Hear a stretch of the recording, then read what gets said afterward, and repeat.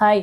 Last week ನಾನೊಂದು last Wednesday ಅನಿಸುತ್ತೆ, ಸಿಕ್ಕಾಪಟ್ಟೆ ಸ್ಟ್ರೆಸ್ ಇತ್ತು. ನಾನು ಪಾಸ್ಪೋರ್ಟ್ ರಿನ್ಯೂವಲ್ ಎಲ್ಲ ಮಾಡಿಸ್ಬೇಕಿತ್ತು. ಅದಕ್ಕೆ ಈ ಬ್ಯಾಂಕು ಆಧಾರ್ ಕಾರ್ಡ್ ಅಂತೆಲ್ಲ ಓಡಾಡ್ತಿದ್ದೆ. ಸೊ ಓಡಾಡಬೇಕಿದ್ರೆ ಒಂದು ಏನಾಯ್ತಂದರೆ, ಗ್ರಾಸರಿ ಸ್ಟೋರ್ಗೆ ಹೋಗಿದ್ದೀನಿ. ಆ ಗ್ರಾಸರಿ ಸ್ಟೋರಲ್ಲಿ ಹೋಗ್ಬಿಟ್ಟು ಏನು ಮಾಡಿದ್ದೀನಿ, ಯೂಶ್ವಲಿ ನನ್ನ ಹತ್ರ 2 ಅಕೌಂಟ್ ಇದೆ. 2 ಅಕೌಂಟಲ್ಲಿ ನಾನು ಒಂದು ಅಕೌಂಟಲ್ಲಿ ಮಾತ್ರ ಟ್ರಾನ್ಸಾಕ್ಷನ್ ಮಾಡೋದು, ಇನ್ನೊಂದು ಅಕೌಂಟು ಕ್ರೆಡಿಟಿಗೆ ಮಾತ್ರ ಇಟ್ಕೊಂಡಿದ್ದೀನಿ. ಅದರಲ್ಲಿ ಯಾವುದೂ ಡೆಬಿಟ್ ಮಾಡೋದೇ ಇಲ್ಲ. ಅವತ್ತೇನು ಮಾಡಿದ್ದೀನಿ, ಸಿಕ್ಕಾಪಟ್ಟೆ ಸ್ಟ್ರೆಸ್ ಇತ್ತು. ನಂಗೆ almost back to back classes ಇತ್ತು.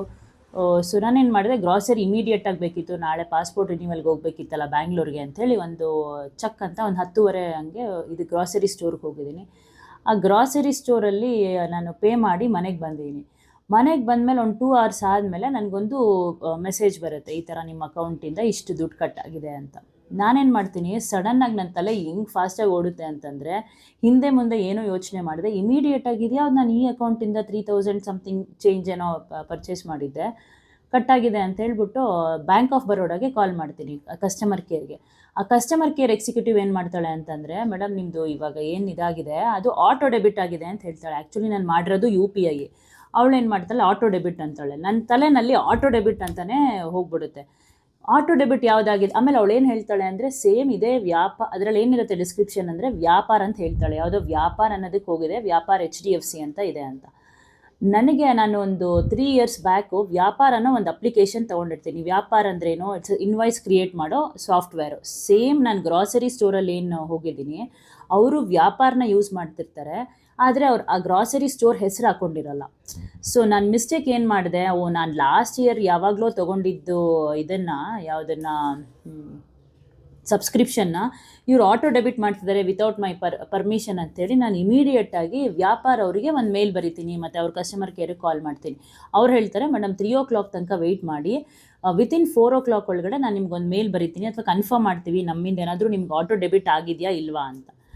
3:30 ತನಕ ವೆಯ್ಟ್ ಮಾಡ್ತೀನಿ. ನಂಗೊಂದು ಮೇಲ್ ಬರುತ್ತೆ. ಅವ್ರು ಏನು ಹೇಳ್ತಾರೆ ಅಂದರೆ, ಇದು ನಮ್ಮದಲ್ಲ, ಇದು ಯಾವುದೋ ಬೇರೆ ಕಡೆಯಿಂದ ಡೆಬಿಟ್ ಆಗಿದೆ, so you can go head with cyber complaint ಅಂತ. ಈ ಬ್ಯಾಂಕ್ ಅವಳು ನನಗೆ ತುಂಬ ಸ್ಪೆಸಿಫಿಕ್ಕಾಗಿ ಹೇಳ್ತಿರ್ತಾಳೆ, ಮೇಡಮ್ ಸೈಬರ್ ಕಂಪ್ಲೇಂಟ್ ರೇಸ್ ಮಾಡಿ ಅಂತ. ಈ ಸರಿಗೆ ಇನ್ಫಾರ್ಮೇಷನ್ ಇಲ್ಲ ಅಂತಂದರೆ ಹೆಂಗಾಗತ್ತೆ ಅಂತ.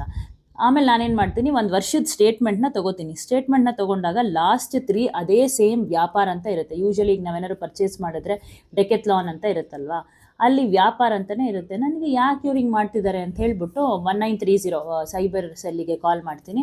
ಅವರು ಕಂಪ್ಲೇಂಟ್ನ ತೊಗೊಂಡ್ಬಿಡ್ತಾರೆ. ಆನ್ಲೈನಲ್ಲಿ ಎಲ್ಲ ಡೀಟೇಲ್ಸ್ ಬರುತ್ತೆ, ನನ್ನ ಅಕೌಂಟ್ ನಂಬರ್ ಎಲ್ಲ ಕೊಡ್ತೀನಿ.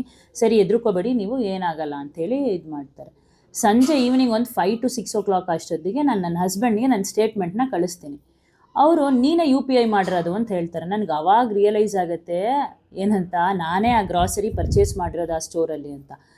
ಅವಾಗ ರಿಯಲೈಸ್ ಆಗಿಬಿಟ್ಟು ನಾನೇನು ಮಾಡ್ತೀನಿ, ಶಿಟ್, ನಾನು ಪಾಪ ಗ್ರಾಸರಿ ಸ್ಟೋರ್ಗೆಲ್ಲ ಹೋದಾಗ ಮೇಡಮಿಗೆ ಕೊಡು, ಹಂಗೆ ಕೊಡು ಅಂತ ಅಷ್ಟು ಚೆನ್ನಾಗಿ ನೋಡ್ಕೊಂಡಿರೋ 2 ಹುಡುಗರು ನಡೆಸ್ತಿರೋ ಗ್ರಾಸರಿ ಸ್ಟೋರ್ಗೆ ನಾನು ಈ ಥರ ಮಾಡಿಬಿಟ್ನಲ್ಲ ಅಂಥೇಳಿ ವಾಪಸ್ ನನಗೇನು ವಾಟ್ಸಪ್ ಮೆಸೇಜ್ ಬಂದಿರುತ್ತೆ ಸೈಬರ್ ಕಂಪ್ಲೇಂಟ್ದು, ಅಲ್ಲಿ I want to cancel the complaint ಅಂತ ಬರಿತೀನಿ.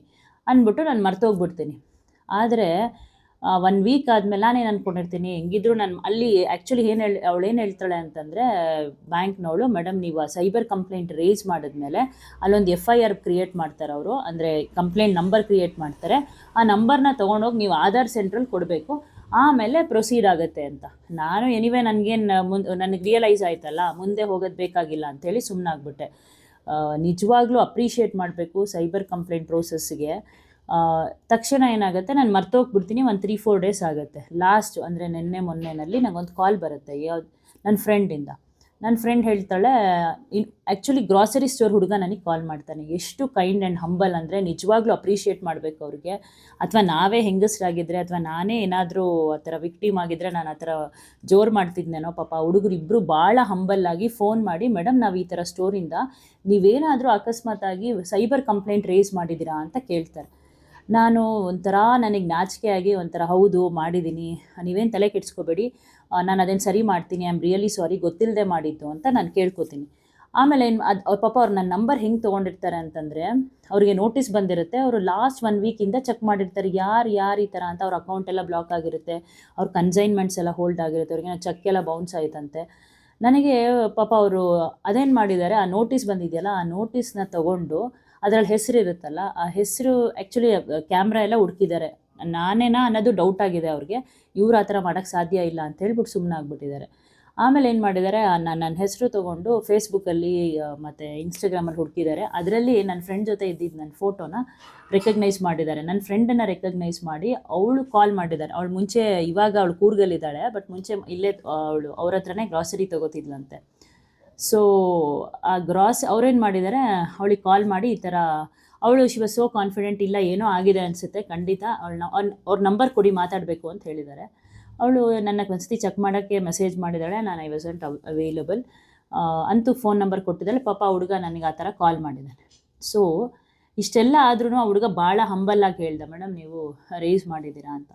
ಸರಿ, ಮತ್ತೆ ನಾನು 1930 ಕಾಲ್ ಮಾಡಿಬಿಟ್ಟು ನಾನು ಈ ಥರ ಕಂಪ್ಲೇಂಟ್ನ ವಿತ್ಡ್ರಾ ಮಾಡಬೇಕು ಅಂತ ಕೇಳ್ತೀನಿ. ಅದಕ್ಕೆ ಅವರು ಇಲ್ಲ ನೀವು ಪೊಲೀಸ್ ಸ್ಟೇಷನ್ಗೆ ಬರಬೇಕು ಅಂತ. ಸರಿ, ನಾನು ಬರ್ತೀನಿ, ಆದರೆ ಆ ಹುಡುಗ ಇನ್ನೊಬ್ಬ ಕಂಪ್ಲೇಂಟ್ ಮಾಡಿದ್ದೀನಲ್ಲ, ಅವ್ರನ್ನೆಲ್ಲ ಏನಕ್ಕೆ ಕರೆಸ್ತೀರಾ, ಏನಿದೆ ಹೇಳಿ, ಅದು ನಾನೇ ಮಾಡ್ತೀನಿ ಅಂತ. ಇಲ್ಲ ನೀವು ಬರಬೇಕು, ಅವರು ಬರಬೇಕು ಅಂತ. ಸರಿ, ರಾತ್ರಿ 8 ಗಂಟೆಗೆ ನಾನು ಹೋಗ್ತೀನಿ, ಸಾರಿ, ಹೋಗಿ ನಾನೊಂದು ಕಂಪ್ಲೇಂಟ್ ಬರೀತೀನಿ. ಪಾಪ ಹುಡುಗನಿಗೂ ಕಂಪ್ಲೇಂಟ್ ಬರೆಯೋಕ್ಕೆ ಹೇಳ್ತಾರೆ.